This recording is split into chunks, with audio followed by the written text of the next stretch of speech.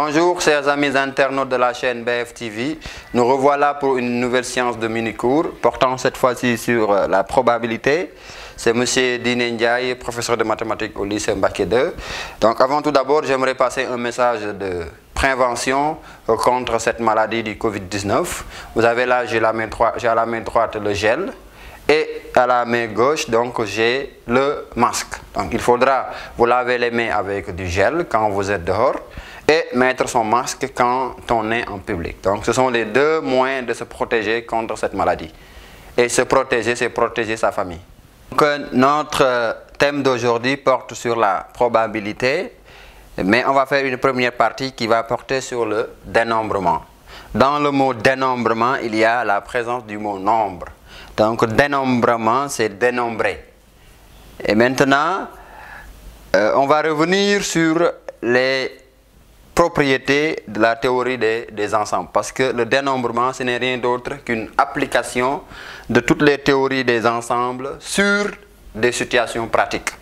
Donc c'est ça que l'on appelle dénombrement. Donc il nous faudra pour ce faire revenir sur les propriétés de la théorie des ensembles. Par exemple, on va donner la définition d'un ensemble. Un ensemble de manière générale, c'est une collection d'objets définis par une caractéristique commune ou par une énumération exhaustive ou complète. Par exemple, je donne l'ensemble E qui est constitué de nombres réels qui sont supérieurs à 2. Donc là, la caractéristique que j'ai utilisée pour définir l'ensemble, c'est le fait qu'on a les nombres réels plus grands que 2.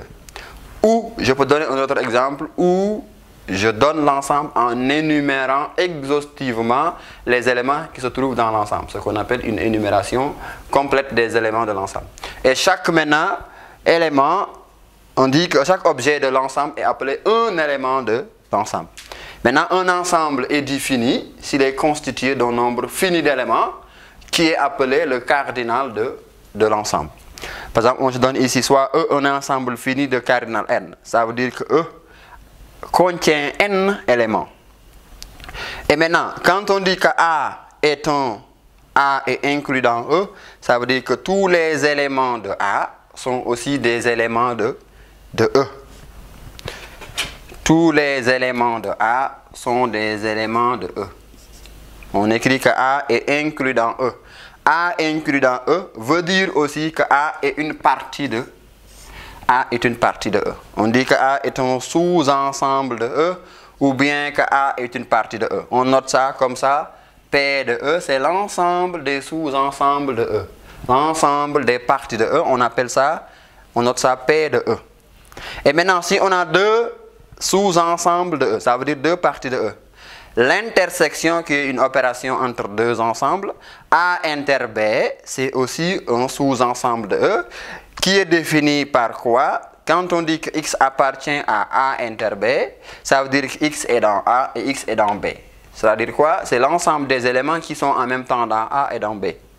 A union B, c'est l'ensemble des éléments qui sont soit dans A ou dans B. C'est la réunion. Donc on ajoute les deux ensemble. Et maintenant ici, X appartient à A bar veut dire le complémentaire. Le complémentaire, c'est l'ensemble des éléments de E qui ne sont pas dans A. Comme le mot l'indique, complémentaire, ça veut dire que ça complète A pour avoir l'ensemble E. A union A bar est égal à E. Si je mets A union A bar, ça me donne naturellement E. C'est pourquoi on dit que A, cette écriture-là, on l'appelle donc le complémentaire de A, pour avoir E. Et maintenant, dernière opération, c'est A sans B. On note ça comme ça, A sans B. Quand vous faites le problème, quand vous avez le domaine de définition, souvent vous mettez D de F égale à R privé de, par exemple, 2 et 3. Ça, c'est un ensemble.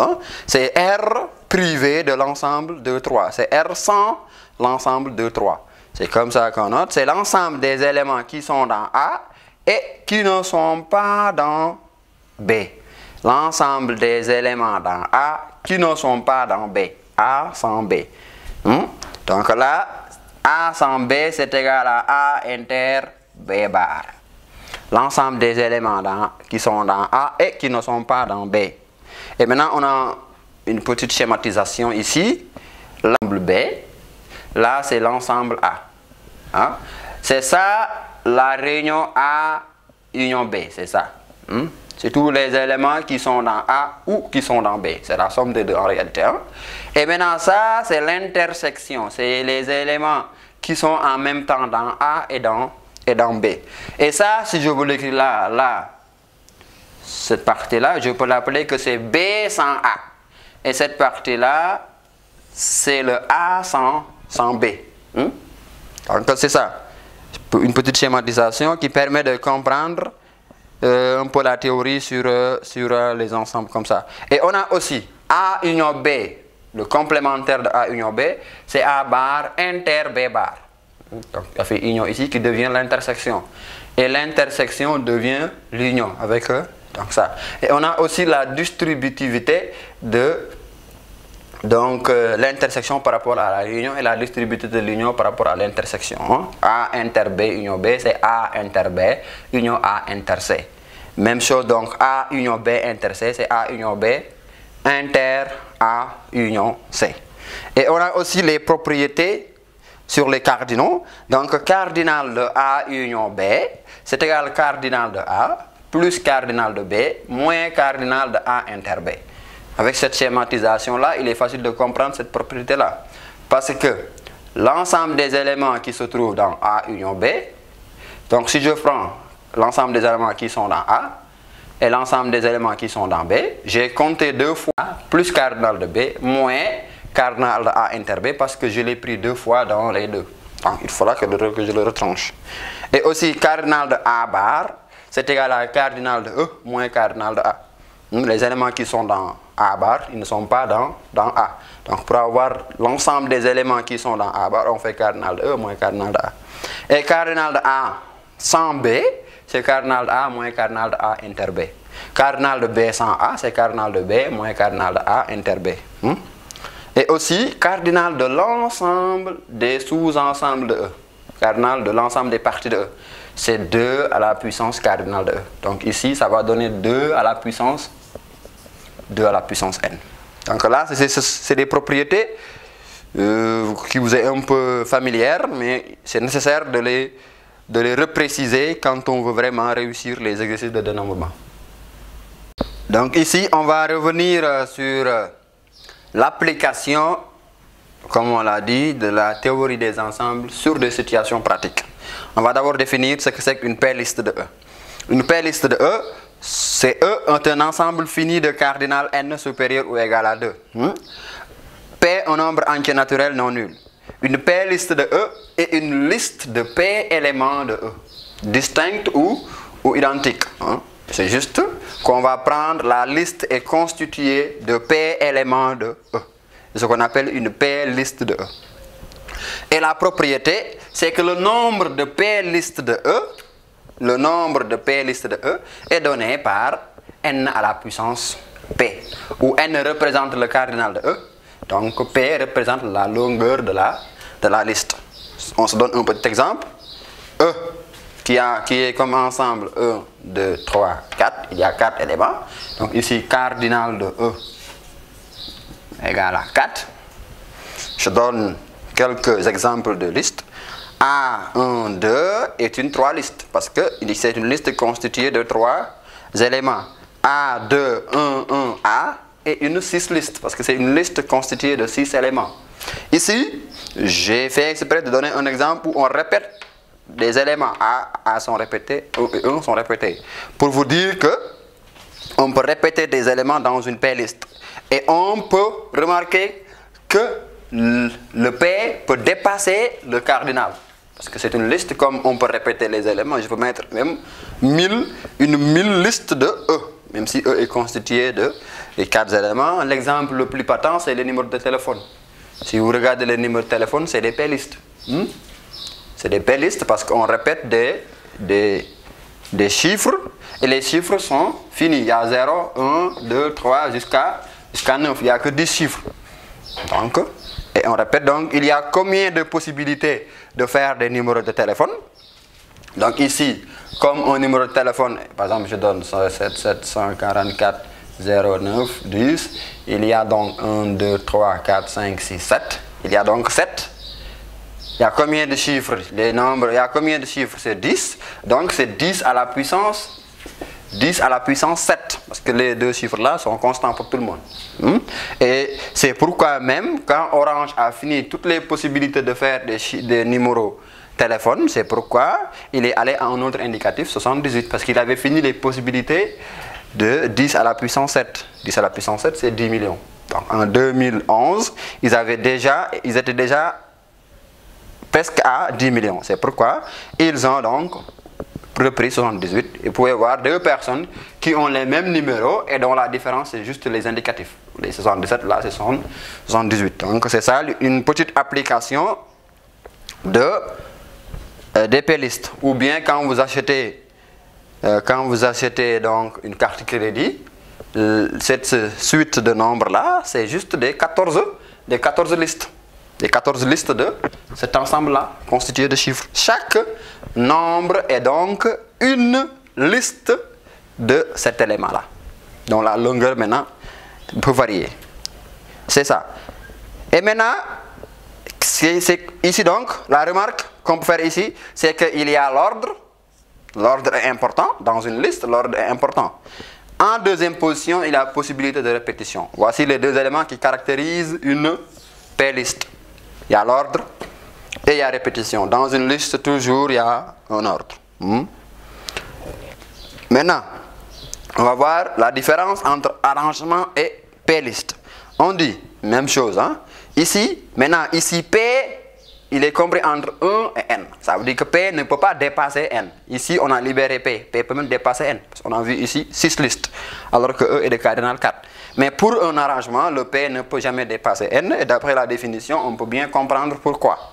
Un P arrangement est une liste de P éléments distincts. Ça veut dire qu'on ne peut plus répéter des éléments. Si on ne peut plus répéter des éléments, on ne peut pas. P ne peut pas être plus grand que N. Il peut être égal à N, mais il ne peut pas dépasser N. Donc ce qu'on appelle un P arrangement, c'est une liste constituée de P éléments distincts de E. Ce qu'on appelle un P arrangement. Donc en réalité, un P arrangement, c'est une P liste dans laquelle on ne répète pas. Maintenant, la propriété nous dit quoi? Il y a combien de P listes? Comment on calcule le nombre de P listes? Le nombre de P listes est calculé donc par cette petite écriture-là, APN, qui est égal à N factoriel sur N moins P factoriel. Et maintenant, on définit ce qu'on entend par N factoriel. N factoriel, c'est le produit de tous les nombres entiers non nuls inférieurs à N. N factoriel, 1 fois 2 fois 3 fois 4 jusqu'à N.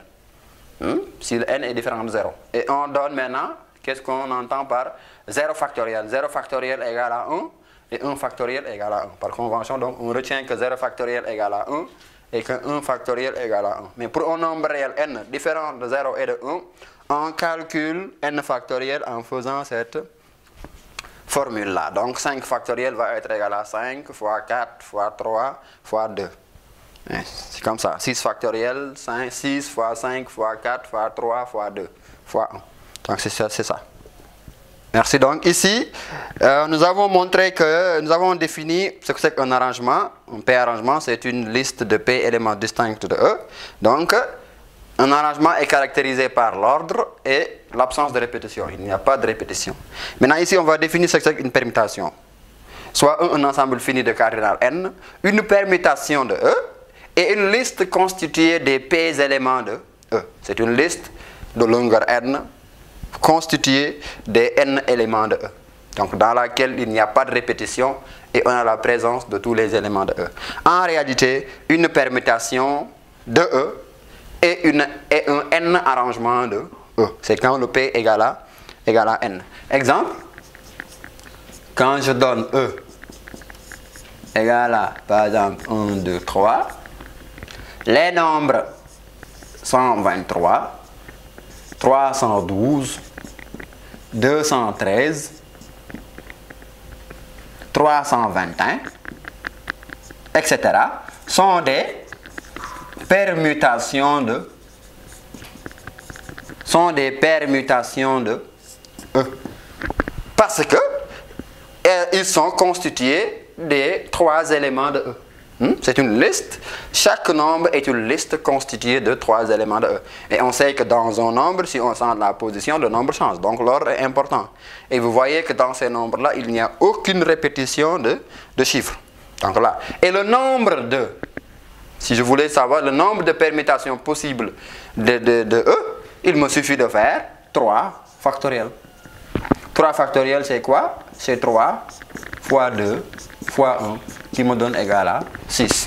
Donc le nombre de permutations est donné par n factoriel. Et comme je l'ai fait ici, il y a un exemple beaucoup plus patent, c'est les anagrammes.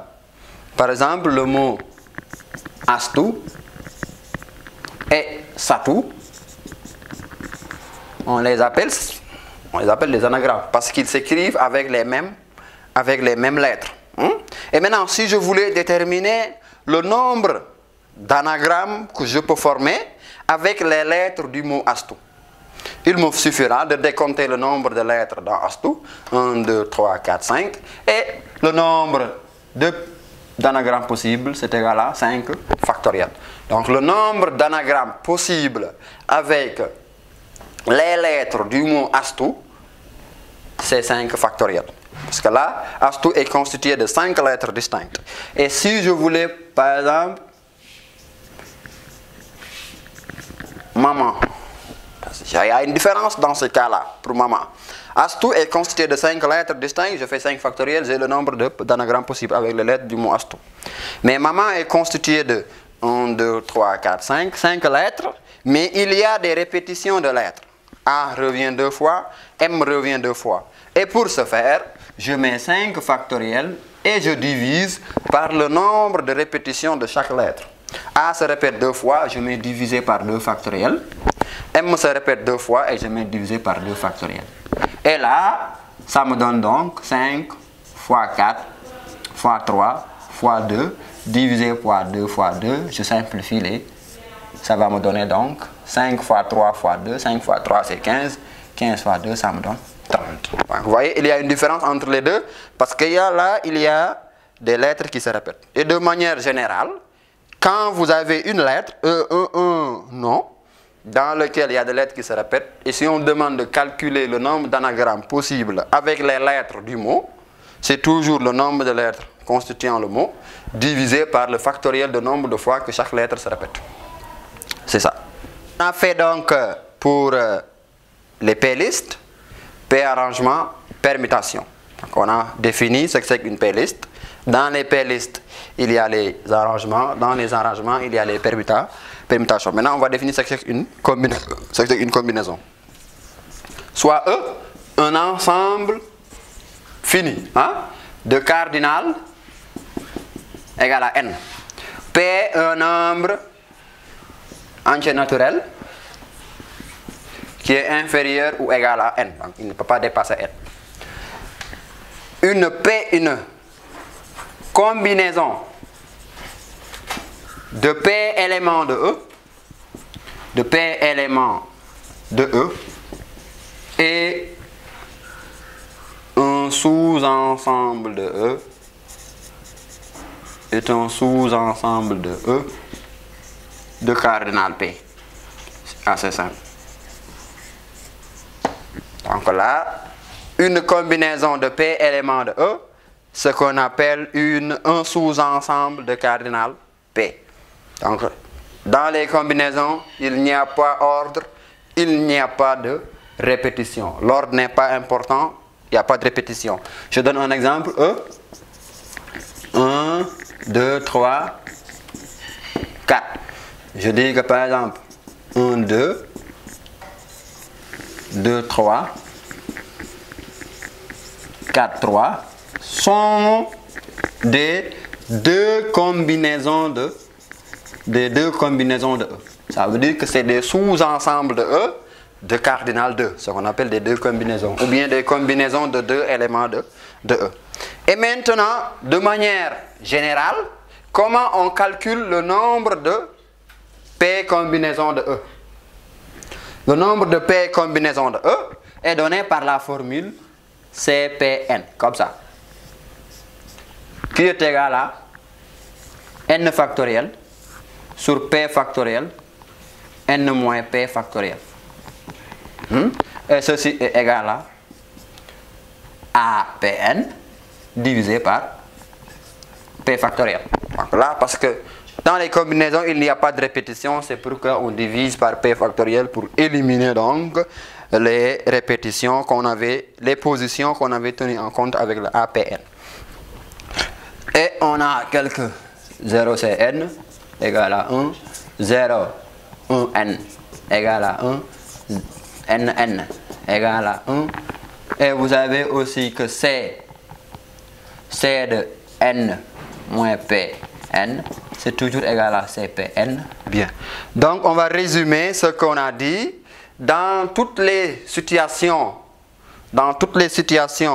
où l'ordre prévaut et possibilité de répétition, on utilise ce qu'on appelle les p-listes. Donc, on donne quelques exemples. Tirage successif de boules, tirage successif de boules avec remise,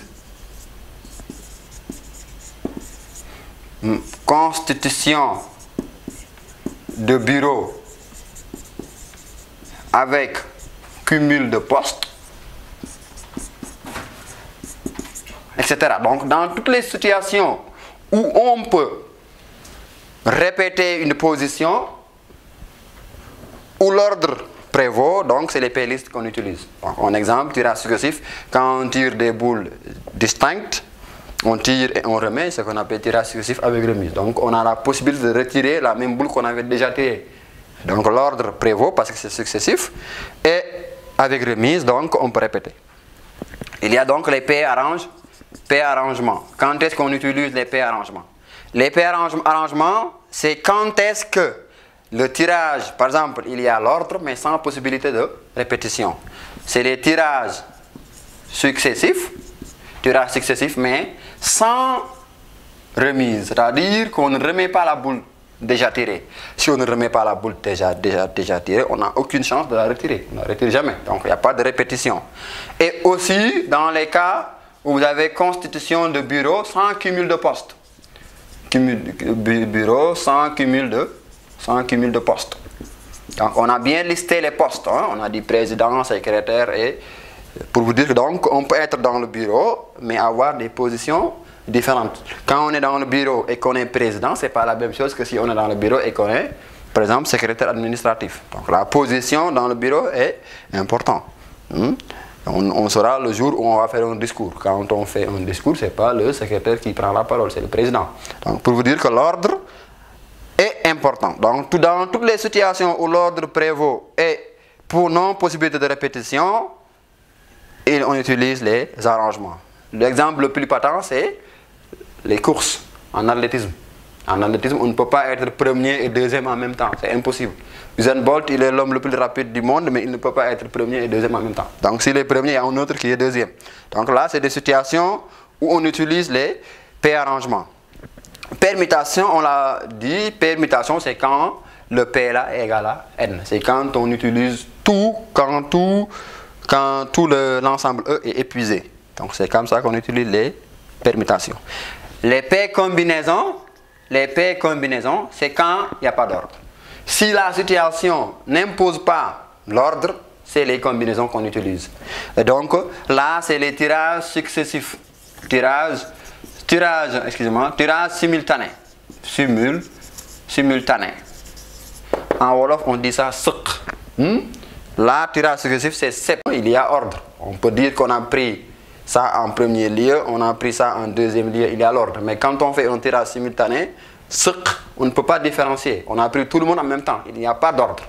Et si on prend tout le monde en même temps, on ne peut pas répéter un élément. Donc, il n'y a pas de répétition, tirage successif de boules. Donc là, c'est les arrangements. Ou bien constitution de bureau sans différencier les postes. Surtout quand on parle de comité. On parle de comité constitué de 5 membres. On ne différencie pas, on dit qu'il y a un président, on ne dit rien. Donc, c'est 5 personnes qui représentent un comité. Dans ces cas-là, il n'y a pas d'ordre. Donc, c'est les combinaisons que l'on que l'on utilise. Donc c'est ça ce qu'il faut vraiment retenir sur la différenciation entre les P-listes, les P-arrangements et les permutations.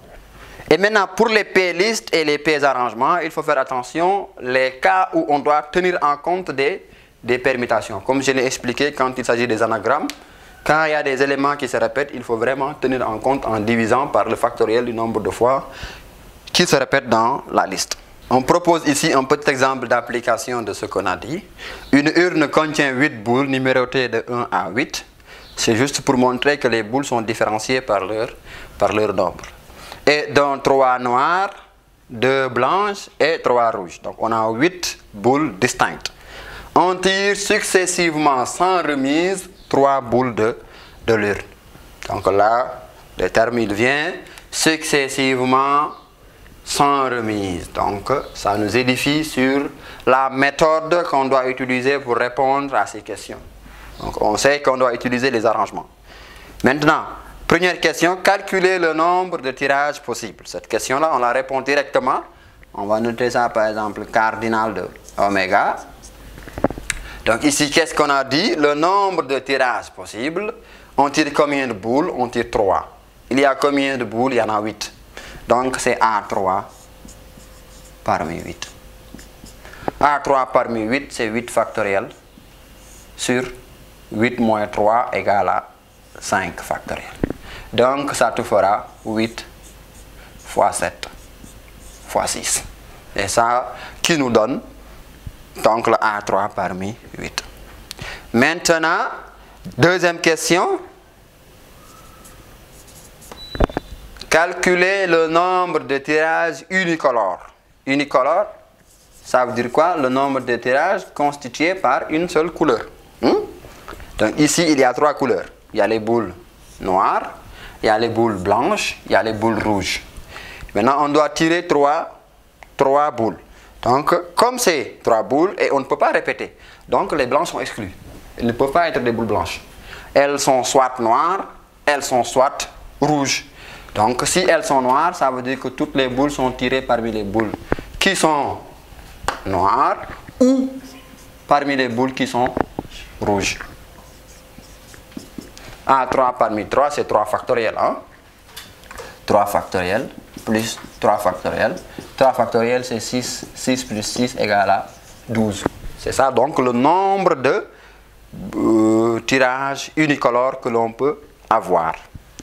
C'est calculer le nombre de tirages constitués de 2 rouges et 1 blanche dans cet ordre. Donc dans ce cas-là, on a donné l'ordre d'apparition des boules. Ça veut dire que les 2 premières boules sont blanches et que les 2 premières boules sont rouges et la 3e est blanche. Donc qu'est-ce qu'on fait? On fait un produit cartésien. Donc on va tirer les 2 premières boules parmi les boules qui sont rouges. A2 parmi 3. Maintenant, multiplié par une boule parmi les boules qui sont blanches au nombre de 2. Et ça nous donne donc 3 factoriels. 2 fois 2, ça nous donne 1 factoriel fois 2 factoriel sur 2. Donc ça donne égal 12. C'est ça. Et maintenant, dernière question D. Cardinal de C. Et ça a l'impression d'être la même question, mais il y a une différence de près. Il y a une précision qui est faite ici et qui n'est pas faite dans cette question-là. On a dit ici calculer le nombre de tirages constitués de 2 rouges et 1 blanche. Mais dans ce cas-là, on n'a pas précisé l'ordre d'apparition des boules. Donc elles peuvent être quelconques. C'est dans ce cas-là qu'on doit tenir en compte des positions. Et pour ce faire, comme on avait fait au niveau des anagrammes, on va faire la même chose. On va faire la même chose à 2 parmi 3 fois A1 parmi 2, mais divisé par le factoriel de nombre de boules. Donc ici, c'est 2 factoriels. Ici, donc, c'est 1 factoriel égale à 1. Donc là, comme on avait calculé, c'est 12, 12 sur 2. 12 sur 2 égale 6. Donc c'est ça. L'exemple ici, parce qu'on a précisé un tirage successif sans remise. Si on avait dit un tirage successif avec remise, on change. Donc, au lieu de mettre des arrangements, on allait mettre des les p-listes. On va avoir 8 à la puissance 3.